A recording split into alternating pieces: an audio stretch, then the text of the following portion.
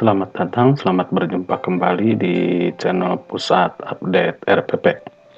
Pada video kali ini saya akan membahas soal part beserta kunci jawabannya untuk kelas 4 tema 7 ya. Bagian ke-1. Nah, pada tema 7 bagian ke-1 ini terdiri dari 2 muatan pelajaran, yaitu PPKN dan Bahasa Indonesia. Jadi inilah soal PAT ya, penilaian akhir tahun atau dulu disebut UKK, ulangan kenaikan kelas ya. Baik, sebelum dilanjut silahkan subscribe dulu channel Pusat Update RPP. Jangan lupa klik like-nya, klik juga tanda loncengnya, dan silahkan share nanti ke medsos kalian, berbagi dengan teman-teman yang lainnya. Baik, kita lanjut saja ke soal nomor 1 ya. Ini cara menghargai keragaman suku yang ada di Indonesia. Nah, ini adalah A. Menentang keragaman suku bangsa di Indonesia. B. Saling mengejek dengan semua suku bangsa di Indonesia. C. Merasa suku bangsa yang lain lebih rendah derajatnya dari suku bangsa sendiri. D. Saling menghormati dan bertoleransi dengan semua suku bangsa di Indonesia. Nah, cara menghargainya bagaimana ya? Ya, tentu jawabannya ini, D ya. Harus saling menghormati ya. Nah, ini jawabannya D, harus saling menghormati dan bertoleransi dengan semua suku bangsa di Indonesia. Baik, kita lanjut ke soal nomor 2 ini ya. Manfaat bekerja sama dan saling menghargai antar suku bangsa di Indonesia adalah A. Bangsa Indonesia akan terpecah belah. B. Mementingkan keperluan sendiri. C. Kerukunan akan terancam hancur. D. Hidup akan rukun dan damai. Nah, ini manfaat bekerja sama. Kalau manfaat itu positif ya, yang baik. Jadi jawabannya adalah D ya. Hidup akan rukun dan damai. Oke, kita lanjut ke soal nomor 3. Togar dan Made berbeda suku bangsa. Agar saling mengerti, mereka sebaiknya berbicara dengan bahasa A. Inggris, B. Indonesia, C. Batak, D. Sunda. Nah, ini ya. Jadi agar mereka saling mengerti, ini harus menggunakan bahasa apa? Ya, jawabannya tentunya bahasa Indonesia ya, bahasa yang bisa dimengerti oleh semua suku bangsa yang ada di Indonesia ya, karena Togar dan Made ini berbeda suku bangsa ya. Baik, kita lanjut ke soal nomor 4. Bahasa Baduy, Betawi, Madura, dan Osing terdapat di daerah A. Sumatera, B. Kalimantan, C. Jawa, D. Sulawesi. Nah, ini suku Betawi ini ya, suku Baduy, suku Madura, suku Osing. Nah, ini terdapat di daerah Jawa ya. Terdapat di daerah Jawa. C jawabannya. Baik, kita lanjut ke soal nomor 5. Sikap yang benar terhadap keragaman lagu daerah di Indonesia adalah, nah ini sikap terhadap perbedaan lagu yang ada di Indonesia. A. Tidak menyenangi lagu daerah yang berasal dari daerah lain. B. Merasa bangga dapat menyanyikan lagu daerah lain. C. Merasa rendah diri kalau menyanyikan lagu daerah yang lain. D. Hanya mau belajar menyanyikan lagu daerah sendiri. Nah, jadi sikap kita yang tepat itu terhadap perbedaan lagu daerah ini apa? Nah, ini B ya, merasa bangga dapat menyanyikan lagu daerah lain. Baik, kita lanjut ke soal nomor 6. Ini ya. Batak Karo adalah salah satu suku yang berasal dari A. Aceh, B. Sumatera, C. Jambi, D. Sumatera Barat. Nah, ini jawabannya adalah Sumatera Utara ya, suku Batak Karo ini. Baik, kita lanjut ke soal nomor 7. Cakalele merupakan tarian dari daerah A. Bali, B. Jawa Barat, C. Papua, D. Maluku. Nah, ini tarian cakalele ya. Nah, ini jawabannya berasal dari Maluku ya. Nah, kalau tarian dari Bali, dari Jawa Barat, dari Papua, apa saja? Ya, silahkan komen di bawah ya. Berbagi pengetahuan dengan teman-teman yang lainnya. Jadi menonton YouTube itu harus ada hasilnya ya. Jadi kita nonton YouTube dapat ilmu. Baik, kita lanjut ke soal nomor 8. Sikap kita jika ada teman yang berbeda agama sedang beribadah adalah: A. Mengganggunya, B. Membuat kegaduhan, C. Menghormatinya, D. Melarangnya. Ya, tentu jawabannya kita harus menghormatinya, ini C ya jawabannya. Kita lanjut ke soal nomor 9. Kebebasan beragama merupakan hak asasi manusia yang paling hakiki dan dijamin dalam Undang-Undang Dasar Negara Republik Indonesia tahun 1945, khususnya pasal titik-titik ayat titik-titiknya juga tentu sudah dipelajari ya, yang berkaitan dengan kebebasan beragama itu diatur ya. Jadi semua warga negara Indonesia itu mempunyai hak, yaitu memeluk agama, dijamin oleh negara. Nah, ini sesuai pada pasal berapa dan ayat berapa. Nah, ini pasal 29 ayat 2 ya. Jawabannya D. Baik, kita lanjut ke soal nomor 10. Cara menghargai budaya suku lain yang benar adalah: A. Biasa saja terhadap budaya daerah lain, B. Tidak mencela pertunjukan kesenian daerah lain, C. Tetap menganggap budaya sendiri yang paling baik, D. Menonjolkan budaya daerah sendiri. Nah, ini jawabannya ya ini, jangan sampai mencela pertunjukan kesenian budaya daerah lain. Ini sikap atau cara menghargai budaya suku lain yang benar. Nah, ini baik. Sekarang kita lanjut, ini ada sebuah teks cerita ya, teks bacaan ini untuk menjawab soal nomor 11 sampai 13. Jadi jawabannya nanti yang dari nomor 11 sampai 13 ini didapat dari hasil membaca ini ya. Suku Batak di Sumatera Barat. Bahasa yang digunakan orang Batak adalah bahasa Batak dan sebagian orang menggunakan bahasa Melayu ya. Penutur bahasa Batak di setiap daerah memiliki logat yang berbeda-beda. Orang Karo menggunakan logat Karo, orang Pakpak menggunakan logat Pakpak, dan orang Simalungun menggunakan logat Simalungun. Tari Tortor dan Serampang 12 adalah kesenian suku Batak. Adapun alat musik tradisionalnya berupa gong dan saga-saga. Kain ulos merupakan hasil kerajinan tenun suku Batak. Kain ini sering digunakan dalam berbagai upacara adat, seperti upacara perkawinan, kematian, maupun menyambut tamu. Nah, itu bahan materinya ya. Baik, kita lihat pertanyaannya. Orang Batak menggunakan bahasa daerah, yaitu ya ini jawabannya adalah bahasa Batak ya. Gampang ini. Lanjut ke soal nomor 12. Salah satu jenis tarian suku Batak yaitu, nah ini tari Tortor ya. Ini kan ada di teksnya. Jawabannya tari Tortor. Kemudian nomor 13, kain yang sering digunakan suku Batak dalam berbagai upacara perkawinan, kematian, atau menyambut tamu adalah kain, nah ini ada ya, ini kain ulos. Jawabannya A. Ulos, kain ulos.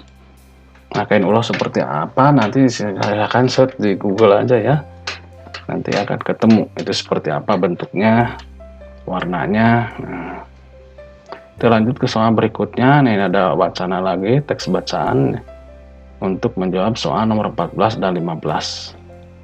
Judulnya kain tenun ikat flores. Kain tenun ikat flores dibuat dengan cara tradisional. Proses pembuatannya bermula dari pengolahan biji kapas yang dipintal menjadi benang. Benang kemudian ditenun menjadi kain. Kain tersebut kemudian diberi pewarna alami yang berasal dari berbagai jenis tanaman. Setiap daerah di Flores memiliki corak dan motif kain tenun yang berbeda. Nah, ini gagasan pokok paragraf di atas adalah, nah ini muatan pelajaran bahasa Indonesia ya, tadi dari nomor 11 ini ya. Dari nomor 11 sampai nanti nomor 20 itu muatan pelajaran bahasa Indonesia. Nah, ini gagasan pokok paragraf dari bacaan di atas, yang ini gagasan pokoknya apa? Nah, setiap daerah di Flores yang A memiliki corak dan motif kain tenun yang berbeda ya. Kemudian kain tenun. B. Kain tenun ikat dari Flores dibuat dengan cara tradisional. C. Benang kemudian ditenun menjadi kain. C. D. Proses pembuatannya bermula dari pengolahan biji kapas yang dipinta menjadi benang.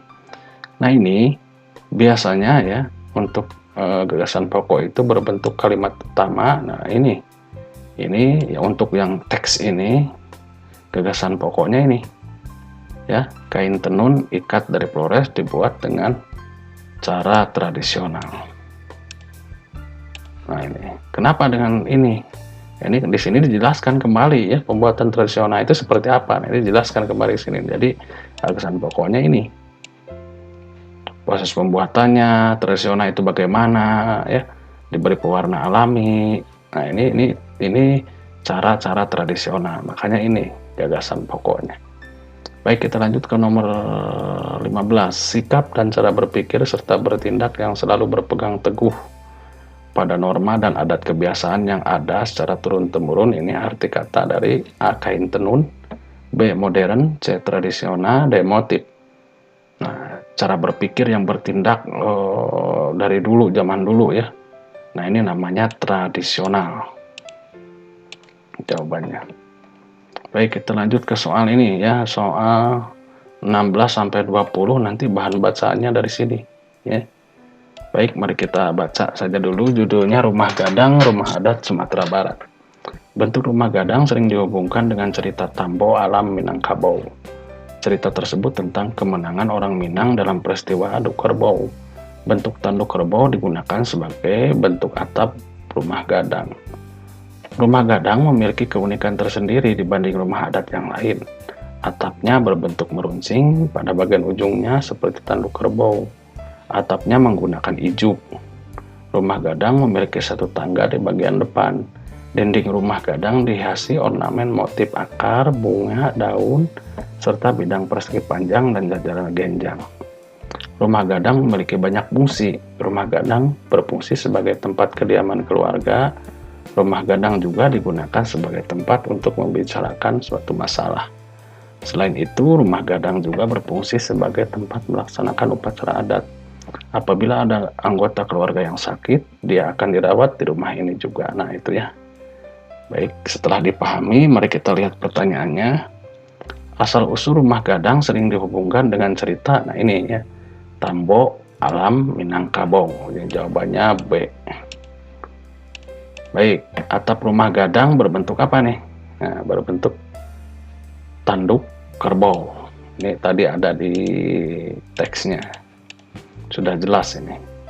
Bahan atap rumah gadang terbuat dari, ya, tadi di teksnya juga terbuat dari ijuk. Ya. Jadi kalian mengisi itu berdasarkan isi dari cerita ini. Jadi harus dibaca, dipahami dulu ya. Yang bukan fungsi rumah gadang adalah sebagai tempat kediaman keluarga, B. untuk membicarakan suatu masalah, C. melaksanakan upacara adat,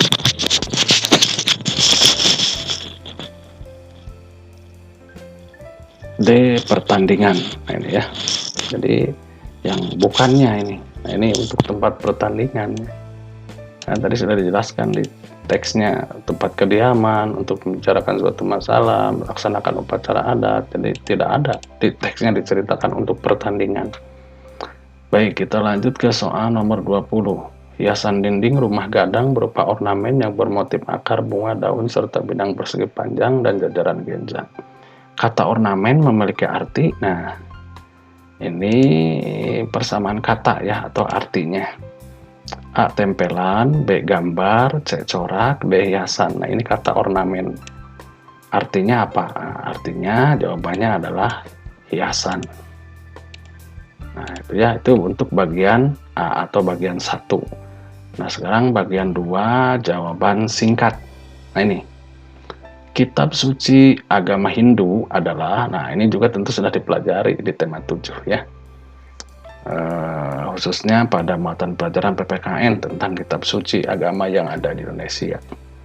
Nah, ini isinya kitab suci agama Hindu itu adalah Weda ya. Nah, kalau kitab suci agama lain silahkan komen di bawah ya. agama-agama yang lain komen di bawah, silakan berbagi pengetahuan dengan teman yang lainnya. Kemudian nomor 22, apa akibat tidak ada rasa persatuan dan kesatuan dalam berbangsa dan bernegara adalah ya tentu terjadinya perpecahan. Ya, terjadi perpecahan. Akibatnya akan terjadi, boleh ditambahkan terjadi perpecahan di sini ya. Terjadi perpecahan atau permusuhan atau perkelahian, boleh, bisa saja, nanti nilainya juga bisa betul nanti ya. Baik, kita lanjut ke soal nomor 23. Salah satu cara untuk melestarikan bahasa daerah adalah, nah ya salah satu caranya ya dengan menggunakannya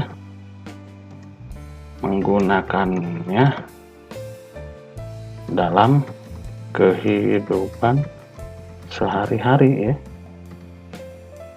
Nah, ini contohnya untuk melestarikan bahasa daerah itu yaitu dengan kita menggunakan bahasa daerah tersebut dalam kehidupan sehari-hari, atau nanti bisa dipelajari lebih dalam lagi ya tentang bahasa daerah yang kalian gunakan ya, sesuai dengan bahasa daerahnya masing-masing. Misalkan kalau dari Sunda bahasa Sunda, kalau dari Jakarta itu bahasa Betawi dan yang lainnya ya. Nah ini rumah rakit dan limas berasal dari daerah. Nah ini dari mana ini rumah rakit dan limas? Tadi rumah gadang dari mana ya? Nah, sekarang rumah rakit dan limas itu berasal dari Palembang ya, Provinsi Sumatera Selatan ya. Ini jawabannya, rumah rakit dan limas. Nah ini agama-agama yang diakui di Indonesia adalah nomor 25 ini ya, Islam ya, kemudian Kristen, nah Kristen Protestan, kemudian Kristen Katolik ya, Hindu, Buddha, dan Konghucu ya.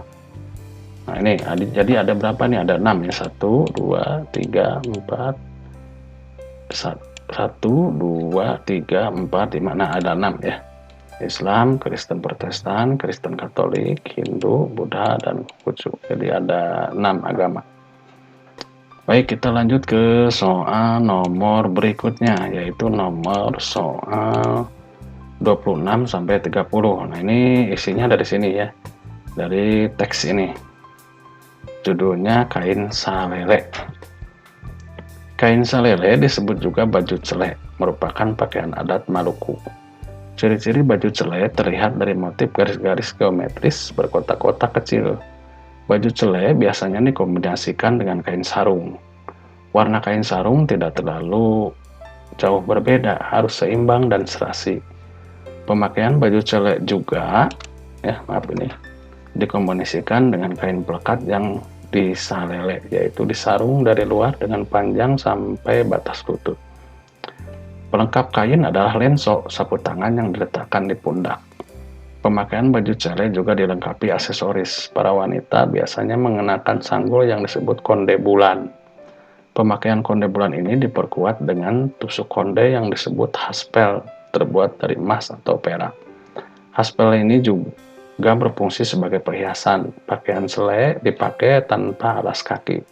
Tapi sekarang banyak pemakainya menggunakan slop ya. Slop itu seperti sendal gitu ya.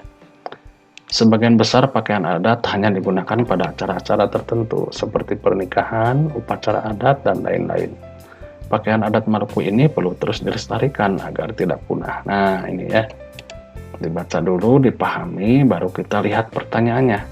Gagasan pokok paragraf pertama dari bacaan di atas adalah, nah, paragraf ini kan ada berapa paragraf nih? 1, 2, ada 3 paragraf yang ditanyakan. Gagasan pokok paragraf pertama untuk soal nomor 26. Nah jawabannya ini ya, jawabannya kain salele disebut juga baju celek, merupakan pakaian adat Maluku. Nah, ya. Jawabannya ini. Nah, ini jawabannya. Baik, kita lanjut ke soal nomor 27. Gagasan pokok paragraf kedua. Nah, paragraf kedua berarti yang ini. Nah, ini pemakaian baju celek juga dilengkapi aksesoris. Nah, ini ya.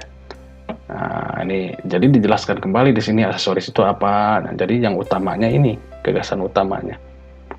Ini jawabannya yang ini, pemakaian baju celek juga dilengkapi dengan aksesoris. Ini jawaban nomor 27.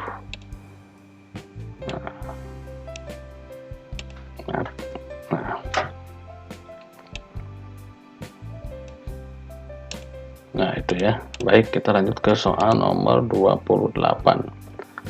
Warna kain sarung tidak terlalu jauh beda, harus seimbang dan serasi. Arti kata serasi menurut Kamus Besar Bahasa Indonesia atau KBBI adalah, nah ini sinonimnya atau artinya. Serasi, nah itu bisa artinya sesuai, ya, bisa sesuai atau selaras, boleh selaras ya. Nah, ini banyak juga artinya selain ini ya. Jadi silahkan komen di bawah ini untuk mengisi yang lainnya, nanti bisa cek, cross check dengan saya, nanti silahkan diskusi di komen ya. Nah, ini serasi itu bisa sesuai atau selaras ya, dan banyak lagi yang lainnya. Nah, kemudian lanjut ke soal nomor 29. Ciri-ciri baju celek terlihat dari motif garis-garis geometris berkotak-kotak kecil. Arti kata motif menurut Kamus Besar Bahasa Indonesia adalah, nah ini motif itu adalah pola, ya, pola. Ada lagi arti yang lainnya bisa ya, sesuai, silahkan komen di bawah. Nah, yang paling tepat ini pola, ya, motif itu pola.